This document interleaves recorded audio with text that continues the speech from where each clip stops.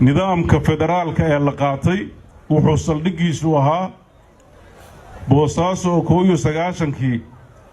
lagu qiyaaso dadka ku nool inay 1000 qof dhamayn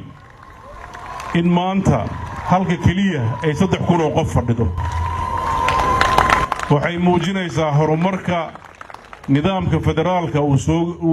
soo hoyay waxaan rajaynayaa nidaamkaas federaalka oo Puntland aasaas u ah dhismaheeda in la adkeeyo kaas ayaa midnimo lagu gaari karaa kaas ayaa horumar lagu gaari karaa kaas ayaanan Soomaalidu mardama gud ugu dhacaynin inay burbur ay ka soo kaban weydo 30 sano uusan ku dhicin maanta waxa ka furmay magaalada Muqdisho shir la yiraahdo shirka Somali Partnership Forum la yiraahdo oo ay ku kulmaan madasha isbahaysiga Soomaaliya iyo caalamka oo looga tashado marxaladda Soomaaliya marayso iyo sidii horumarkeeda looga shaqayn lahaa dawladda Puntland shirkaas kama aysan qayb galin waxaan rabaa inaan dadweynaha reer Puntland halka kala wadaago sababaha kalifay inay Puntland ka qayb gali weyn maadaama Puntland ay ahayd hooyadii federaalka maadaama ay Puntland ay ahayd xubin aasaasi u ah midnimada Soomaaliya iyo federaaleynta iyada iyo xubnaha kale ee dawladuhuna ay arinta ka sameeyeen waxaan aad uga xunnahay shirka noocaas inta la eg in Puntland aan laga talagelin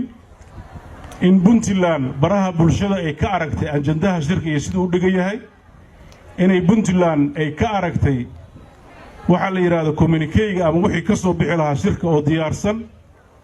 waxaan ka xunnahay markii aan hubsanay inay arrimahaas sidaas u jiraan oo aan tala ku lahayn oo aan waxa ka soo baxay aan ra'yi ku lahayn oo Puntland baahiyaheeda aan la weydiinayn oo idinkuba waa arki kartaan la yiraahday waxaad ku leedihiin 5 daqiiqo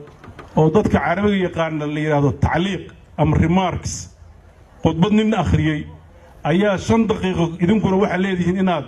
wax comments ka bixisaan ama ka hadashaan intaas inay noqotay qiimihii Puntland laga dhigo aad baan uga xumaaday runtiina wax Puntland ay qaadan karto maaha